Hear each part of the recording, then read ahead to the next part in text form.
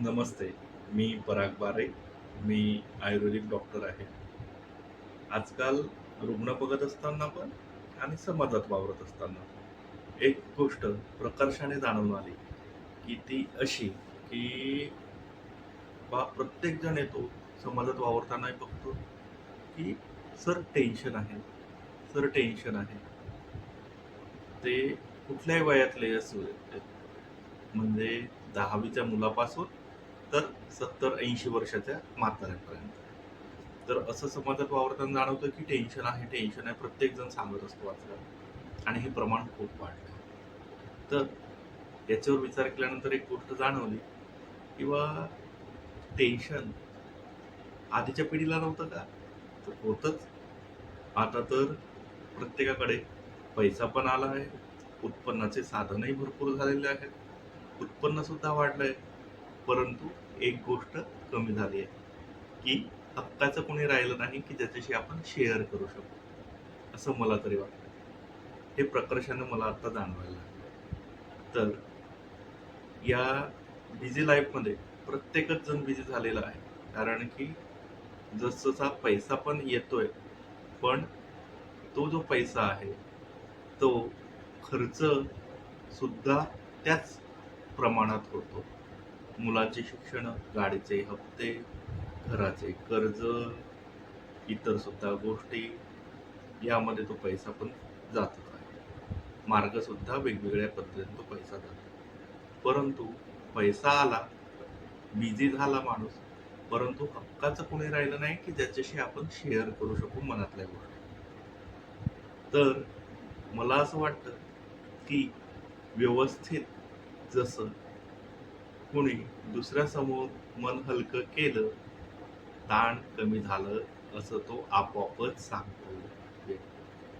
तर शेअर करायला लागलो, की भरपूर गोष्टी ह्या मनात ज्या काही साठलेल्या आहेत, त्या हळू-हळू कमीच होणार आहेत.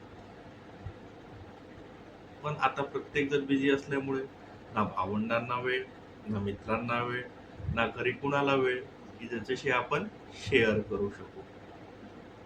शेअर करायला लागलं, की मन हे हलकं होऊन जातं. जसं मनामध्ये ताण येतो असं आपण बोलतो, त्याचा परिणाम हा शरीरावर होतो नंतर कालांतराने आणि वेगवेगळे आजार व्हायला लागतात.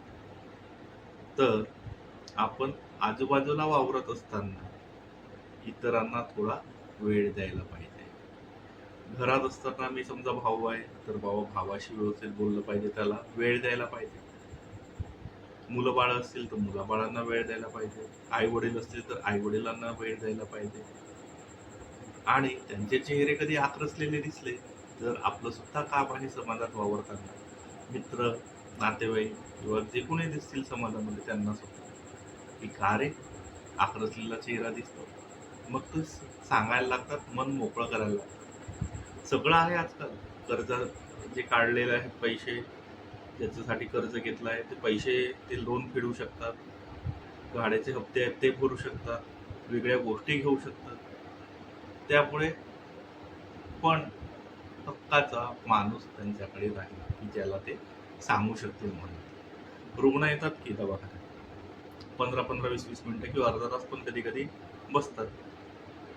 तर ते मग सांगतात, दुखणं राहतं थोडं, पण त्याच्या शरीरावर परिणाम झाल्यामुळे या टेन्शनचा ते वेगवेगळ्या व्याधी तयार होतात त्यात. ते नंतर सांगायला लागतात. मन मोकळं केलं, की आपोआपच त्यांना बरं वाटायला लागतं. आता असाच एक अनुभव, एक रुग्ण होता, शेतकरी, आणि रानात घर, आजूबाजूला घरं नाही. मुलींचे लग्न झाले. घरी नवरा आणि बायको दोघेच.